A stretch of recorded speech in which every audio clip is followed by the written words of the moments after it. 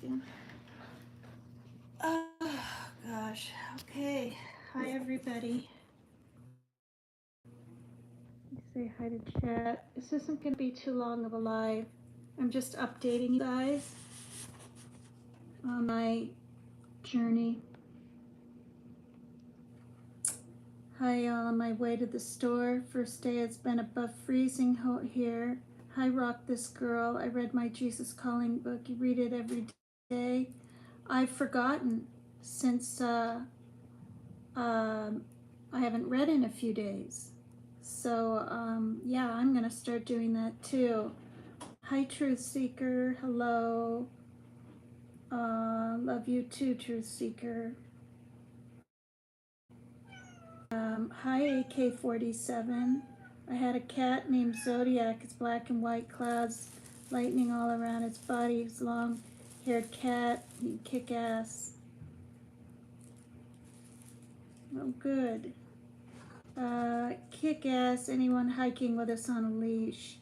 I would take them hiking, and people have a dog without a leash. I will go in the freezer and grab. Yes. Hi, Daniel Berry Sports Highlights. And Barbie Girl. And Jazab Ali. Hi, you guys. Thanks for being here. Short, long legged spider monkey doggy. Who is the long haired? All my cats are short hair. Ginger, the daddy kitty, the orange one, is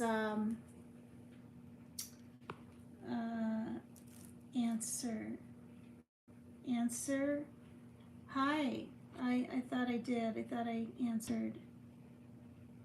Or did you ask a question?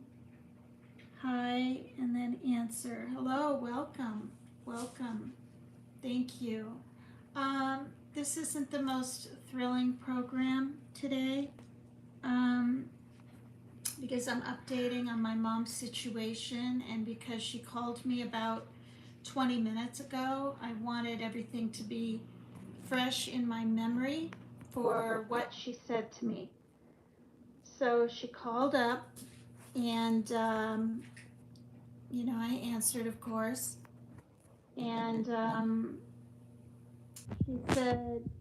I said, hi, Mom. She said, hi, Megan. How are you doing? That's what she said. Her first concern was about me or her children. She probably says that to Ashley too, I would think, her other daughter. I said, I'm okay. I said, my heart's racing, not my heart, my mind is racing a little bit, but I'm all right. I said, how are you? She said, I'm okay too. And then she said, hospice came today. And I said, okay, what did they tell you or whatever? And she said that they're really nice and everything, but when I told them I couldn't eat, they said, well, that's your body telling you want to die. Like, she said it like that. And that you just need to let yourself die. And she said it a matter of factly, and it sounded very kind of insensitive the way it came across, but they're just doing their job, and she had asked a lot of questions. And I told her that, I couldn't sleep that well last night, and I looked up hospice and what it's all about, and she said, well, I might eat. I'm feeling a little less depressed. And I said, so you can eat? And she said, well, so far, not really. She said, but I may choose to eat. So when Mom talks, she's sounding very, which is a good thing, very sure of herself, but very sure in the fact that she doesn't know what she's going to do when. She doesn't know how she's going to feel. She doesn't know when my sister is going to be better. She said that Ashley is still really sick and rather depressed and has a doctor's appointment. And I said, and I told her straight up, I said, well, on my lives, Mom, I have friends in chat saying that I need to get on a plane immediately, um, you know, and get there. And she literally said, well, you don't need to. She said, I want you to be able to see your sister when you see me too. She said, I think it'll help both of you um, to kind of lean on each other a little. That's what she said. Not too much, she said. I said, oh, absolutely will, Mom. We're very close, closer now since her cancer and talking more. And and she said, oh, that's good. And she said, well, um, I would like to see both of you. This is what she said. And I said, okay.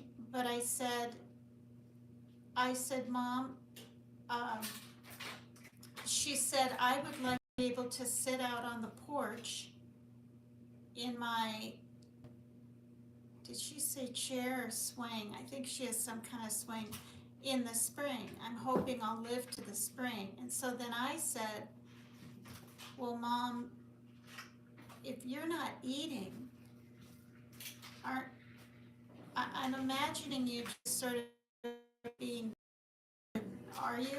And she said, no, not yet. That's what she said. And I said, well, um, have you eaten anything in the last 3 days? And she said, no, but I had a little bit of Ensure. I said, so you're drinking Ensure?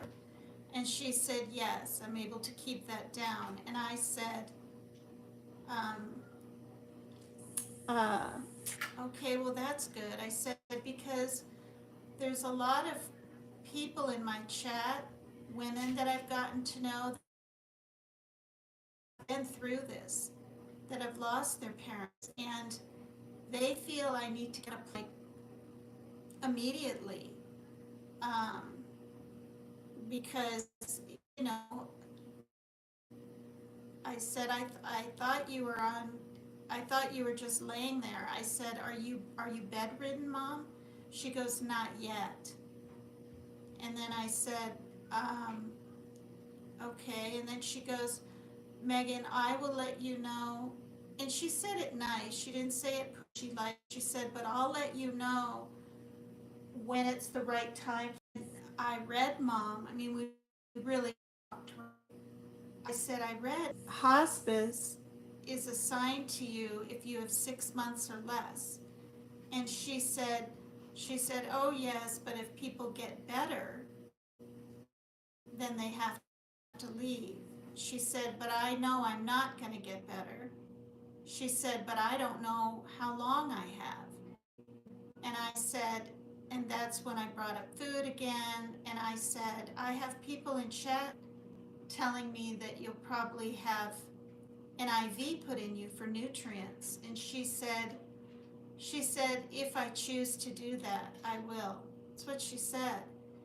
And then she reiterated again, she said, I don't want to be sick doing chemo at my age the last 6 months of my life. And I said, Mom, I wholeheartedly and totally understand why you don't want to do that. Because I was getting the feeling that she thought maybe she should fight more or something for her life. And then I can't see chat, you guys, while I'm trying to, it's really small lettering, and I'm trying to remember everything almost verbatim of what we said. So I just want to let you know that, okay? I'm not trying to ignore anybody. If people are coming in or saying hi or giving me advice or, so then I said, well, Mom, okay, so when Ashley's better, I'll hop on a plane. And I said, you don't even have to buy the ticket. I'll use my trust fund and I'll call SeaTac and I'll order the ticket, and she said, no, we'll get you the ticket. meaning her and Steve, her husband. And I said, well, okay, but I hear they're cheaper if you call SeaTac because I'm 2 hours from there. I have to take a bus. It's a huge, nice, comfortable bus. It's only about, I think it's $75 now, um, to travel over there, and it's nice. Maybe it's 55, but it doesn't matter. And so then I said, okay, well, when Ashley's better, um, let me know and I'll hop on a plane. I've already talked to my daughter, and she's going to be here with the kiddies and Parker. And my mom understands that Parker needs a lot of help. He needs to be pushed to do some things himself, like plugging things in on days he thinks he can't because he's going to have a panic attack because of his OCD and things. But she's grown up with it and she knows how to handle things. And when I went down south, she took care of everything just fine when I went, to Virginia. And I never would have left my daughter in charge of my son and a bunch of kiddies if I knew it wasn't worth the visit. And we'll just leave it at that. So I did that, and as I've said many times, I did have really the best summer I've ever had in my 62 years of life. But what I've been thinking lately is it was almost like a trial run for all of this coming later on. She wasn't even worried when I left before. I wrote a bunch of things down on paper. Okay, you need to do this, and just, it's a little checklist. You don't have to follow it to a T, but it's a checklist. She wants me to write her another one, and I will. Because a couple of the older kiddies are on a diet, so they have to eat separate rooms and this and that. And she sees me do it. And I always change the 2 litter boxes because the smell drives her nuts and it doesn't really bother me. So I'm gonna do that, in a few days, and I'm washing all the clothes today. And I went to the store and I got some microwavable things so they have something quick to put in the microwave too. And I talked about how long I'll be gone with Mom even. I said, well, I didn't say how long do you want me to stay because I don't know if she's going to be, okay, this is what I was thinking. Is she going to be in and out of consciousness by the time I get there if she's not eating? But she sounded like she's literally taking things one day at a time. She's not bedridden. She's walking around. I thought she just didn't want to eat anymore, like she wanted to die. But she just doesn't want to do chemo. That's what it sounds like. And then she can't eat. But she said, I'll try to eat. I'll try to eat today, okay, Megan? And I said, well, Mom, only if you want to or can, don't push yourself for me. But then I brought this up. I said, Mom, I read that to go in and out of consciousness when they're passing. And I said, don't you want me to be there? Or I said, I'm sure you want me to be there with Ashley when you're very aware that we're there. And she said, yes, that would be, this is what she said, something like, yes, that would be nice, but it's up to me when you two come.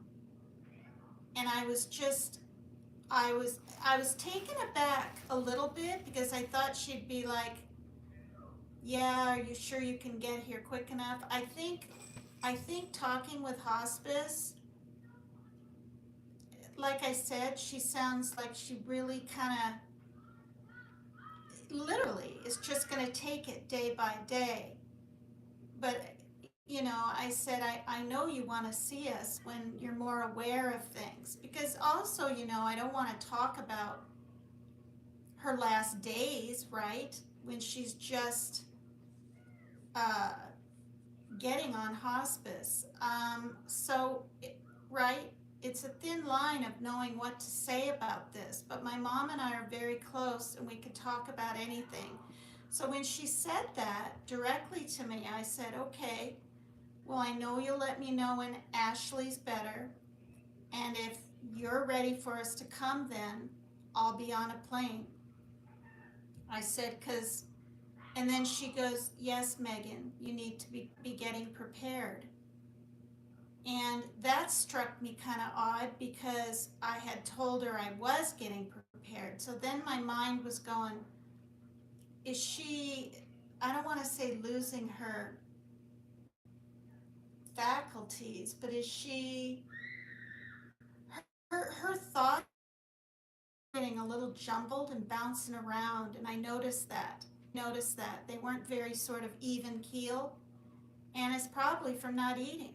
I mean, I can't imagine. Um, but she sounded good. She wasn't like, okay, Megan, I gotta get off the phone now, like in the past. So I also found out that even though she's been on Bendel for stomach pain, she's on oxycodone. And I didn't know this. And I said, oh, I thought the Benadryl was helping you pretty good. She said it does for a while, but then the codone lasts longer. She said that hospice will come over, a couple of times a week when I need a bath, or when they can when I want them to bathe me. She said. Um, I felt like saying, well, Mom, what if you're walking around, you haven't eaten much, and you fall down? But that just seems silly, so I didn't. She said that Johnny, her brother, he lives right next door in a trailer, and I'm really glad he's there for Steve. I said, is Steve going to stay in that house, in that farmhouse, and, you know, he'll be there without you and just hang out with Johnny? And she said, yes, he's going to stay here. So I also found out her friend Carol, who she's known for 40 years, who's a little bit younger than her but had a bout with breast cancer, is still there. I thought she was gone by now. She's leaving next week. I think there's a kitty getting into something in the kitchen. Anyway, I said, Mom, I feel a lot better after talking to you. I said, I thought you were just going to lay down because you've resolved yourself to pass away, lay down, not eat, and die. I said that to her, and she said, oh no, Megan. She said, nobody knows how long someone's going to live, and I might have brought up food again, not pushing it on her. I really wasn't. I didn't ask her how much she weighs, but I know she's down 80 pounds or something like that. Because she said she was 78 and gained just a few while she was at Mayo Clinic, and now if she's not eating again, it could be in the 70s. So that's what's going on. I said, well, Mom, I don't ever want to call you and have Steve wake you if you're sleeping. And I said, so do you want to call me like this? And since Carol is there, do you want to call me like day after tomorrow, or should I call you? And she said, Megan, you can call me whenever you want to. She said, if I'm asleep, I just don't, or if I'm sleeping, I don't look at the phone. And I said, okay. So as it stands, I'm mentally completely prepared. My daughter's prepared. I mean, nothing's going to happen to me on the plane, but just like before, she has the phone number of her foster care mom she lived with for 3 months, when she was 7. that we're still friends with to call. God forbid something happened to my plane, which it won't. Um, and or my life, whatever. She has her father's number. She knows where all the meds are, and she knows where things are. So she wouldn't be too alone on her own if God forbid something happens. So I'm gonna assume I'm gonna make it there fine and back. And even though I am afraid of flying, just like the last time I flew down south, it's scary. I hadn't flown in 35 years, and but it was comfortable. There wasn't too much turbulence, and I'm not going clear across the United States. I'm only going halfway this time, so that's nice to kind of know, because it was a pretty quick trip there and back before. So going to Iowa, thank you, thank you. So if I fly into either like Wisconsin, I have a feeling I'll fly into Rochester, Minnesota, or maybe St. Paul, somewhere in Minnesota, and that's an hour away. So what it is right now, because Maggie from the UK said, oh, honey, in Messenger, hun, you've got to get on a plane quick with crying emojis. I can't go, you guys, till my mother says it's okay. I know my mom isn't going to be like in and out of consciousness and not able to tell Steve, okay, my daughter needs to be here, and uh, you know what I mean, in one day or something. My mom doesn't operate like that. And so I'm assuming and hoping that she's lucid when I see her. It's kind of a waiting game. I mean, I don't know what else to say. She sent me 150 for Christmas for us all to go out to dinner here or something, and because my card was hacked into and I haven't had the $15 to get to the bank to pick up a new card, I used that money, all of it except $23 today on toiletries. So I just used it because I needed it, and I need to get to the bank and make sure I have my card on me. If I were to get stranded somewhere, whatever, right, on my trip, you've got to have some money. So, but everything's really all set. With that 20, it's $10 to go up by cab to get to this place, this beautiful hotel area. That's a mile away, where the big bus comes in and takes people to Seattle. So yeah, I have cab fare up and back. I told my mother that. And we talked about how long. I said, well, I feel like probably traveling one day, staying a couple, and then traveling back on the 4th might be long enough for my daughter here. And she seemed kind of surprised. So then I think she thought I would stay longer.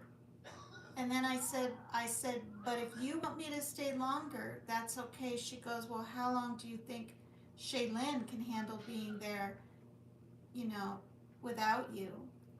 And I said, well, in all honesty, by the 4th day, last time I traveled, she was ready for me to come back. But they didn't argue, they didn't have issues, it actually was really smooth. And I know she'd tell me if it wasn't. I said I would call her twice a day, Mom, in the morning and then in the evening over here, but I said if you want me to stay longer, I know she won't mind. And she won't, So Uh, that's really about it. I've been, the music I've been playing is by Letra, Letra, and it's really pretty music. It's a little bit sad, some of it, but I was really glad the last song here was a little bit upbeat. A little bit. Because I really don't want to come on here blubbering the whole time. Um, I'm glad when I can't help it, I can cry on the phone, and my mom doesn't just break. She doesn't just break on the phone too.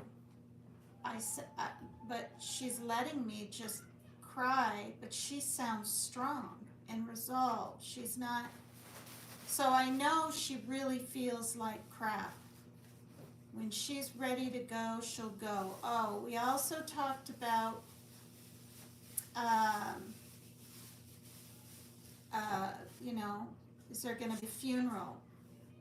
And I said, Mom, I don't know if I can see you alive like this and turn around and fly out there and go to a funeral. I brought it up, and she said, Megan, I don't want a funeral. She said, I'm going to be cremated. I'm not kidding. Like, we talked about everything, and I said, oh, okay. Well, Dad was cremated. And she goes, yeah, but he had a funeral. And then she goes, Steve is worried that my daughters will be upset if I don't have a funeral. And I said, no, Mom. I said, I want you to do what you want to do, but, uh, you know. And so that's her plan. And then I asked her, I said, are you going to be buried by your mother there, in Decorah? And she said, I don't know. I don't know where my ashes will be. So it was quite the conversation, but it was sort of a relief to cover it and to know that my mom doesn't want a funeral, because I was afraid in my gut I'd have to live with the pain and the guilt of not turning back around, um, leaving my daughter here to take care of everything again. Granted, she's 20, for people that don't know me. She's not a little girl, but she'll be 21 in the spring. Um, and see my mother passed away in some casket thing. I've been reading about grieving, not a lot, because I don't want to get morose and feel morose all the time, and then just, but I've learned that people really can die of a broken heart, and that's because one side of the heart can enlarge from cortisol and different things going into it, when the endorphins are doing something or other, when people are grieving. I've already had a stroke 4 years ago, this February 4th, and I need to be careful and safe and be here for my adult children who both really need me. You know? So tonight I think I'm going to sleep better. I don't think my mind's going to race. I'm going to toss and turn for 4 hours in bed, and then start jotting down on paper all the times I've seen my mom since I was 24 and got married. I counted 11 times. It took me a half hour to write all the timelines down. And she made a lot of trips here. I thought she made one trip with Ashley. She came when Parker was a little baby. She came out here again when we lived in Linden, the nearby town, when my son was 3. Joe and I drove from Seattle area, or Bellingham here, to Iowa for a family reunion when he was 6. My father could not be there because he had his uh, 5-way or whatever, quadruple, or I think it's 5-way bypass, if there is such a thing. He had all of it done, and he couldn't travel. Um, so I didn't see him, but I saw everyone else. And then um, I did fly to Key West when I was 30, and I saw her and Steve. And my dad flew to Vermont from Iowa for my wedding when I was 24, my first one, to Joe um, in Vermont. So my mom and my dad were together. Of course, mom was there with Steve, and dad's wife, Pat, was in Iowa. They both remarried. And then when I was about 26, before I went to Hazelton Treatment Center when I was 27 in Minnesota, I took a train to New York City and stayed 2 weeks.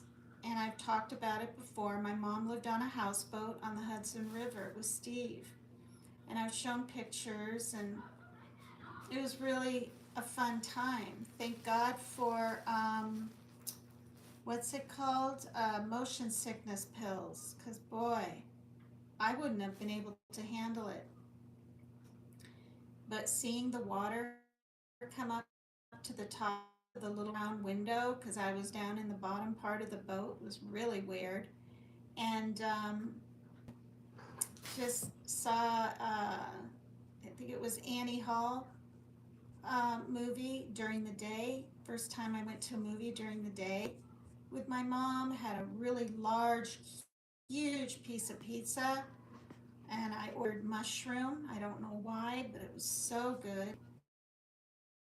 We went up the building, so we did things, and we jogged. My mom was a runner back then, in her 40s, and we would jog the however many miles it is around Central Park. I want to say 6. It could only be 3, but however long it was, we ran it. We jogged it, and it was nice. And then her and Steve would bring donuts down to some homeless people under a bridge nearish Central Park. I went with her to do that one day. What else? We did more than that. I think we ate in an Italian restaurant one night. Oh, we went into a really cool bookstore called the Strand Bookstore, and that's my mom's maiden last name. So she wanted me to go in there, and they had all these really cool kind of older books, and she let me pick out any book I wanted to. So I did. I chose Play as It Lays by Joan someone, and I don't know why. I think I liked the red hard kind of cover look to it. Yeah, so I got that. Anyway, it was a really nice time. And then another time, and then when I was 19, before I got married, I flew to Iowa and saw my father. Had a good week visit then. And when Shaylin was born, my mom wasn't able to be here. She was a nurse too, so she, in her 60s, drove around and did the home care, but she worked at the hospital. So she was working at a hospital when she lived in Floral City, Florida. Oh, that's another trip. Joe and I flew when Parker was also, that same year when he was 3. We flew to, well, not to Floral City, but somewhere near there, Pensacola or something, and visited Mom and Steve in Floral City, and it was hot as heck. The mosquitoes, you couldn't even feel them landing on you, and I had bites all over when all I did was clean out her car a little bit for her and vacuum it, and I was just, ugh. So, Yeah, and then there was a pond kind of nearby their house because it was sort of in the marshy area, kind of. And there was an alligator in it, and I was worried sick Parker might just go through the screen door. And so, we had our eye on him, of course, the whole time. But you can see how much traveling I've done, you guys. I've done a ton, and I mean a ton. When I was 10, I flew from um, from Iowa to see my mom in California, because she was with her new boyfriend just after mom and her divorce, and that was in Balboa. Um, yeah, so we were there, and then her boyfriend Don at the time lived in Palo Alto for a little while, and then we went to Tahquitz Falls and had that weird excursion at Palm Springs, which I talked about in one of my live. It was a nudist camp. It was a really weird experience. Our car got broken into. My sister slipped off a really high cliff with water below, and then we all got sick. I didn't. I didn't drink either any of the water or much of it because I knew even if it's bubbly and looks good, you're not supposed to. My sister did. She's a year younger, and my uncle Adrian, and they got Shigella and were extremely sick. Should have been hospitalized. They were hallucinating, diarrhea. It was nasty. So there was that experience, and and then getting to Palm Springs, we were traveling, and there were huge flames just to the left of us coming out of these woods. And my mom was just driving, but she wasn't panicked. It was during the day, and I was young, so I didn't even know how close we were to harm's way. I'm sure my mom did.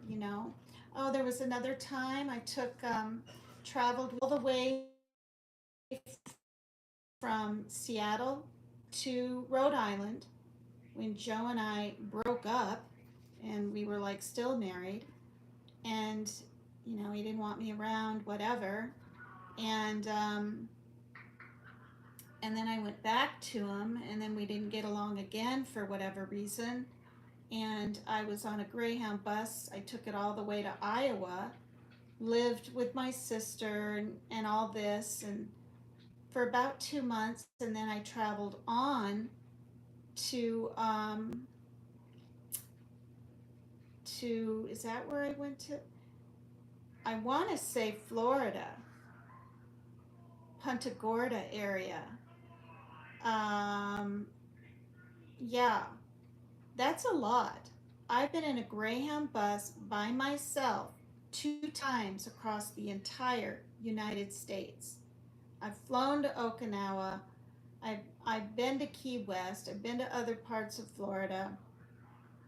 Um, yeah, so there's places I haven't really visited, like Texas.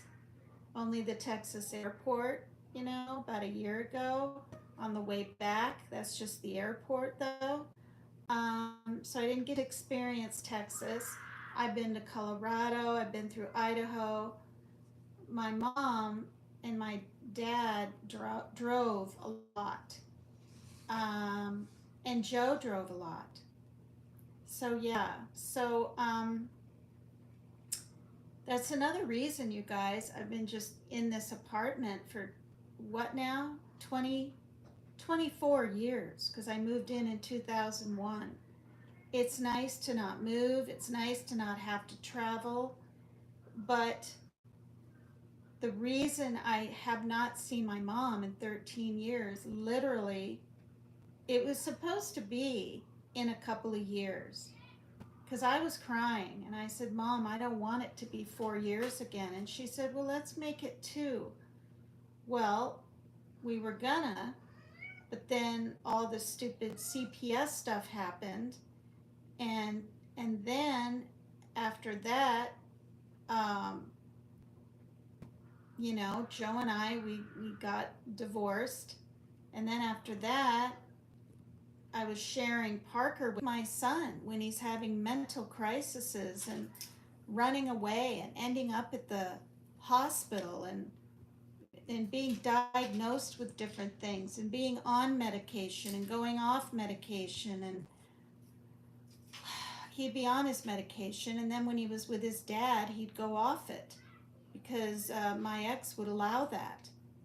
So it was a constant battle with what is best for Parker, you know, what is best, you know, and still trying to figure it out, you know.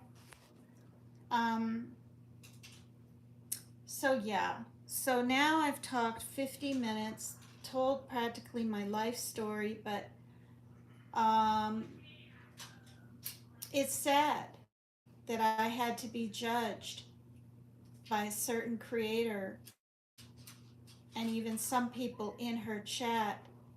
Um, I mean, are you kidding me? Never did I think when I was getting on that train when my daughter was 7 that I wasn't going to see her again for 13 years. I mean, never, never. I was bawling my eyes out leaving on the train, but her sister Heloise was down there, so I knew she wasn't going to drive home alone. And then I had my daughter with me. My son was with his dad. So life is life. I saw my dad 7 different times because he lived in Spokane for a while. Then before that, he lived in Austria. He really did clear over in Austria. Um, and when I was writing the timeline down of events, you guys, there was a period of time where I didn't see my dad. Let's see, I saw him when I was 19. I lived with him with my sister from the age of 10 to 14. But then I remember there was sitting on this farmhouse. Went there, stayed with him a good 2 weeks, and then went back to my mom's. Um, my mom was in her young 30s going through a really hard time trying to figure out what to do with her marriage and practically had a nervous breakdown.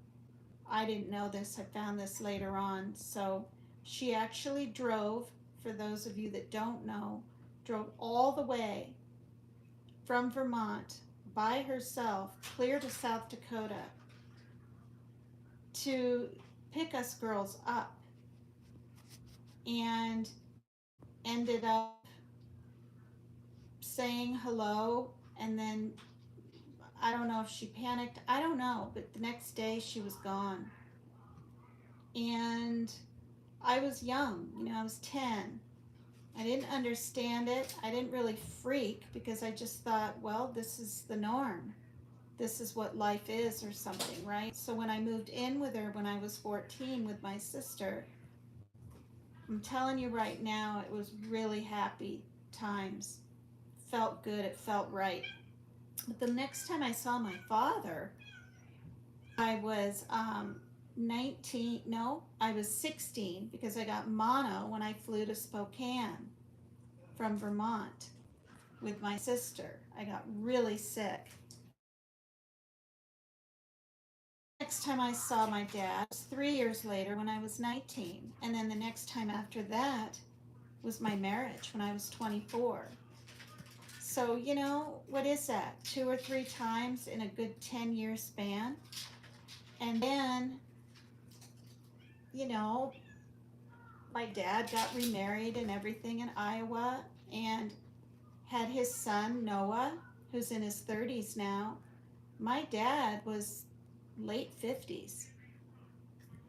And they conceived, him and Pat, a little boy they named Noah,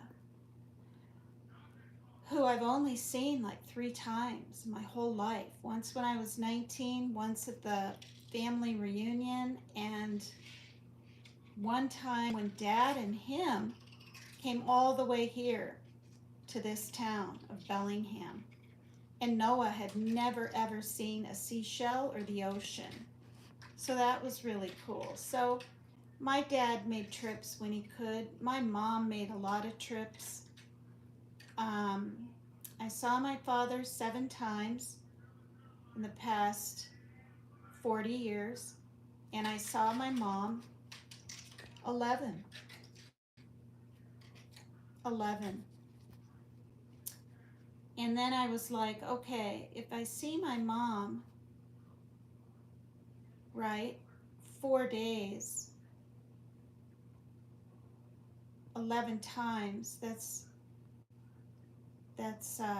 11 times 4, that's 44 days worth. But I spent 2 weeks in New York. So in my life since my early 20s, um, I've seen my mom, and she doesn't watch this show, thank God, but I've seen her the equivalent of 2 months. That's not very much, you guys. And that's another reason this is so devastating, because I wish I had spent more time with her, especially in Burlington, Vermont, when we were there during my high school days. And that's when I was starting to get into drinking and partying and just thinking about my own damn self, right? Not knowing my mom is going to move to New York with Steve, and then after that, not knowing she's going to Key West, not knowing she's going to go to Floral City after that in Florida, and not knowing she'd end up all the way in Iowa in her later years. She chose that place because that's where her mother was and all her siblings. So you've got your family in your town, enjoy them. Enjoy them. And I'll watch back this live and I'll read the comments, you guys. And I'm just going to end this live right now. These are truth and facts. And this is where I'm at. I'm waiting for my mom to let me know when she wants me to get on that plane when my sister isn't so sick with this flu, because also my sister will probably have to drive if her husband John can't. So when Rose said those things, we'll just get on a plane tomorrow, and oh, you know your mom wants you to visit, it's not that simple when it's okay. I learned in AA, you live life on life's terms, not your own. I've got Ginger crawling into my lap. All right, you guys, I love you so much. Hit the like if you want to, subscribe if you want to. I thought I might read the next chapter, but I wanted to just give you guys an update. It could be another week, could be 2 more weeks till she wants me to fly there. I don't know, but I speak to her every other day, and I have now for weeks. And there's Daddy Kitty. Ginger! All right. Bye, everybody. Thank you for listening. That's my past. A lot of it. And then some. Love you guys. Thanks. And thank you for all the really sweet comments. And I really mean this. There's at least 15 in one day. And a lot of you have lost family members. And honestly, if you can get through it, I can. And I told Mom on the phone again that I'll be strong. I also told her, I said, don't worry, I'm not going to drink. She doesn't bring up the fact I used to drink, but she said, oh, that's good to hear, Megan. She said, because that'll mess everything up for you in your life and your kids. That's what she said to me. And I said, I know, Mom. I said, there's no excuse for me to drink. I said this to her too. I said, I have no excuse to drink. I have